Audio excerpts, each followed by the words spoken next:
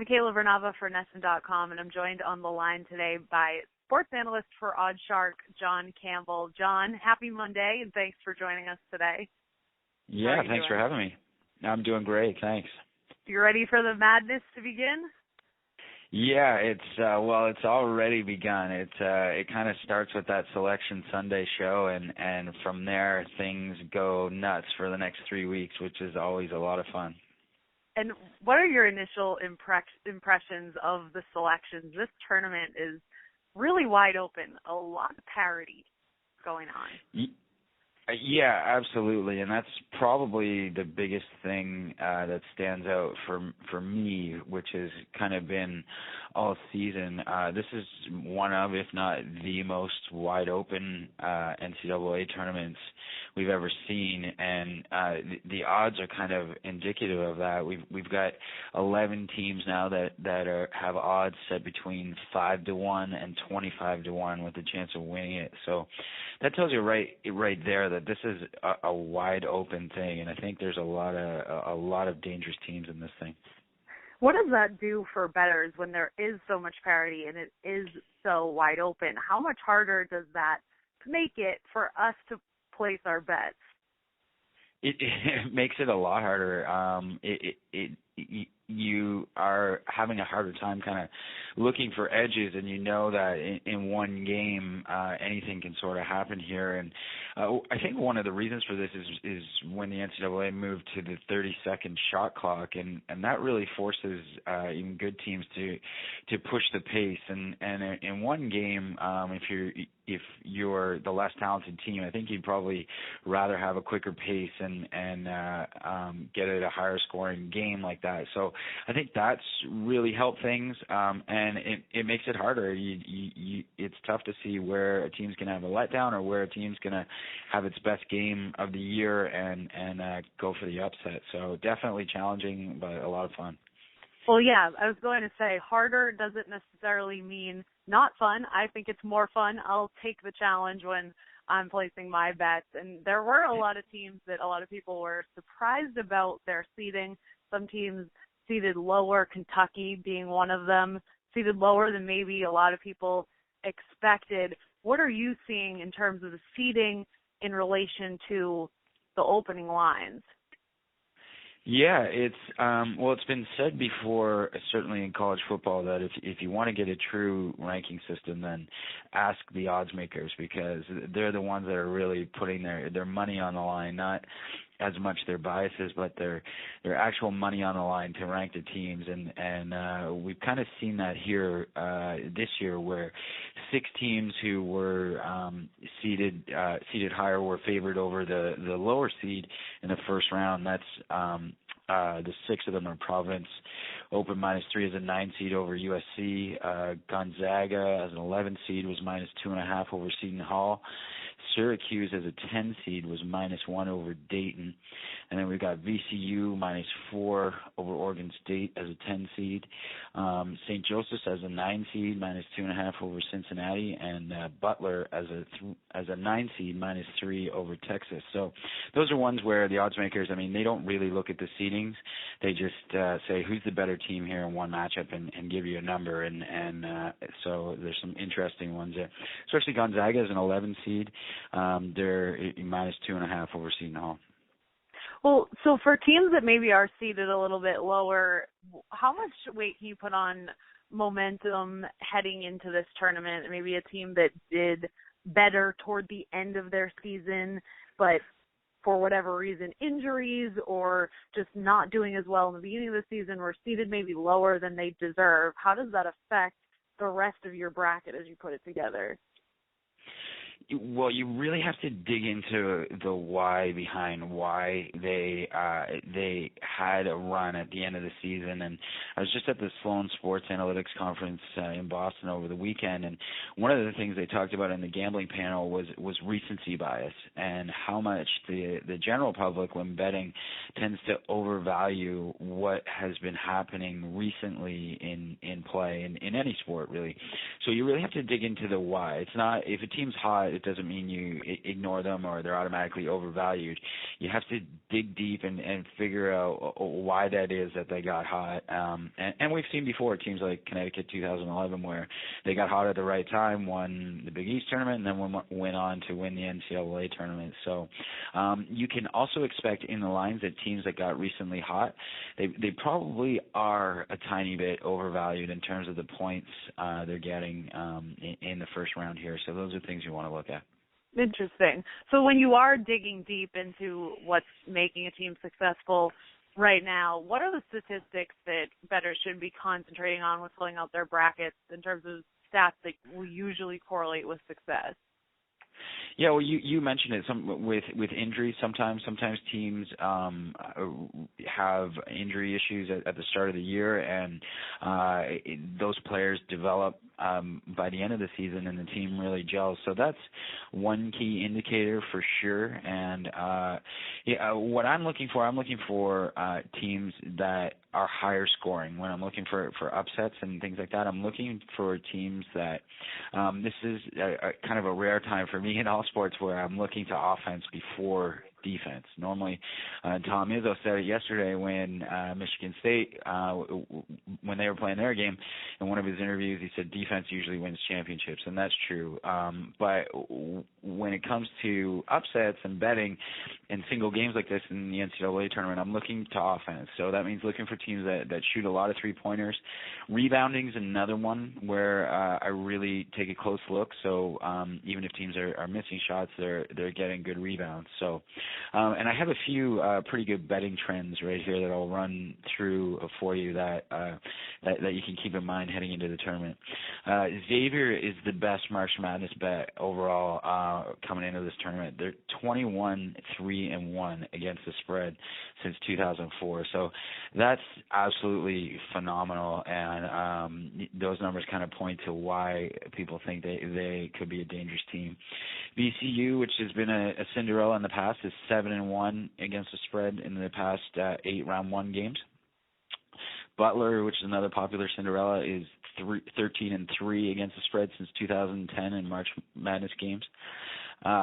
Keep in mind that Duke went 6-0 against the spread last tournament, and there's not as much talk about Duke this year coming into this one, and I think maybe because they bowed out so quickly in their conference tournament, but I think that was maybe a little bit of strategy. Coach K really wanted to push the pace and see what his team could do, and I don't think he's too upset that they had an early round upset, knowing how difficult the ACC tournament can be on a team. So that's one to keep in mind. And another one I like, Purdue is 10-2 against the spread in the first round since 1997. Interesting, very interesting. And you mentioned a couple of Cinderellas in there. What are things we should be looking for when picking a Cinderella or those dark horse teams? Yeah, always a popular question come March Madness time, and these are the ones that can make or break your bracket sometimes.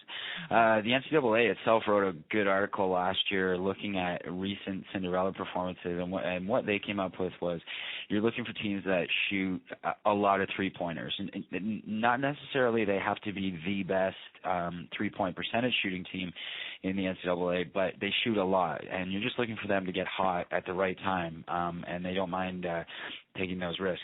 So that was one. Rebounding, good rebounding teams was another one that you want to take a look at. In terms of defense, you're looking for them to be not a terrible defense.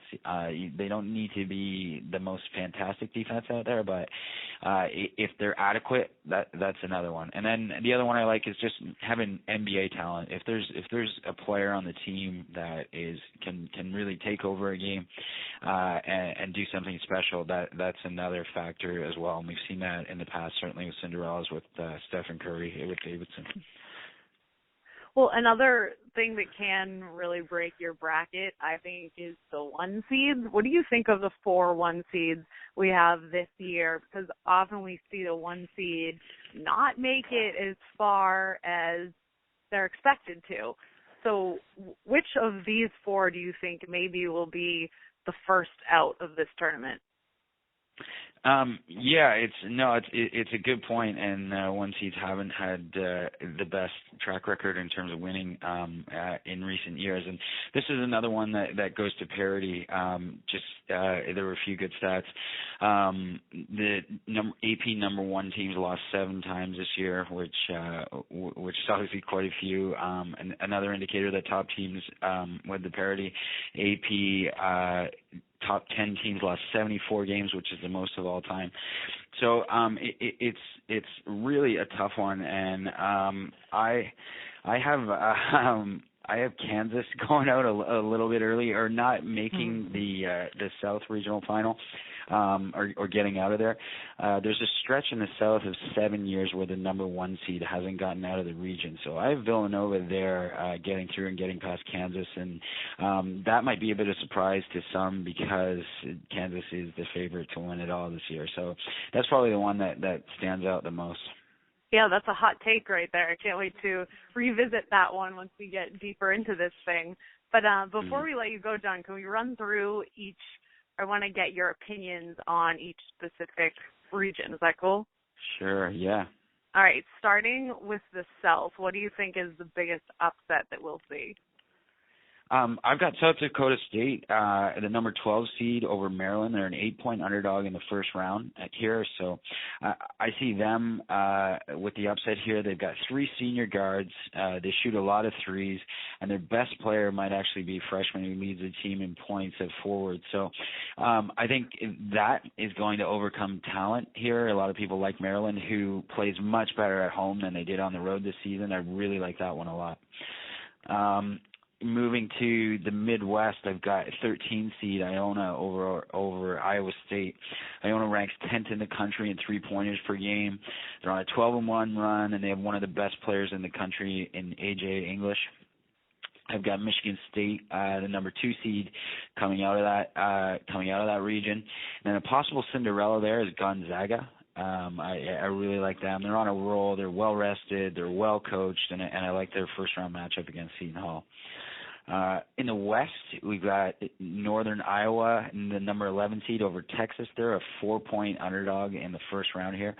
They're 12-1 in their last 13 games, and they beat UNC in November. And this is one of those teams where injuries really affected them. They had health issues and went on a tough 1-6 stretch earlier in the year. And then I think we're really seeing what this team is all about now. So I really think they're set too low as an underdog and could put a scare into some teams. They're my Cinderella in this bracket as well. I've got Oklahoma, the number 2 seed, to come out of this bracket, out of this region to win it. They're just so talented and so good. I think they're gonna prevail on that one. I'd be aware of Yale here too, another Cinderella that's getting a lot of attention right now. But one of the problems is their captain Jack Montague was expelled from the team very recently, and I'm just not sure how that's going to affect the team. So beware of Yale there as a Cinderella. In the East, I've got Stephen F. Austin over West Virginia as 7-point underdogs in the first round. They're 12-1 over the last 13 games. They're 51-7 in conference play in their last 3 seasons. I've got UNC here to come out of the region. They played in the best conference all year, the ACC, and I think they have one of the most favorable paths to the regional finals here. They start in Raleigh, nice and close to home.